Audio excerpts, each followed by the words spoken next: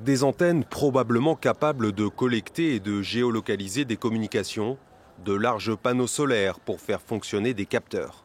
Une description dressée sous couvert d'anonymat par un haut responsable du département d'État américain du ballon chinois qui a survolé les États-Unis la semaine dernière. Washington accuse Pékin de ne pas jouer franc jeu.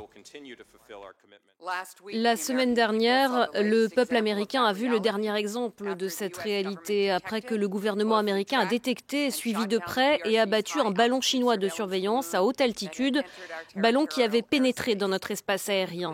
Une violation flagrante de notre souveraineté et du droit international. Les États-Unis estiment qu'une flotte de ballons a été envoyée au-dessus de plus de 40 pays. Le Canada aurait ainsi été survolé par le ballon abattu samedi dernier, tandis que l'armée colombienne dit avoir détecté un autre ballon chinois.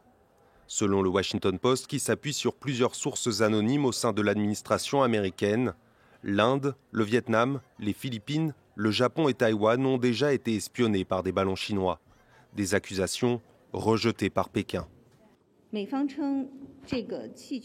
ne suis pas au courant du fait que les États-Unis auraient déclaré que les ballons font partie d'une flotte.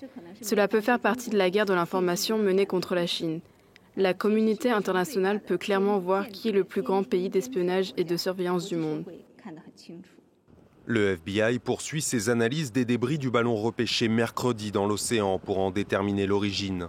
La Maison-Blanche annonce de prochaines sanctions contre toute entité liée au ballon.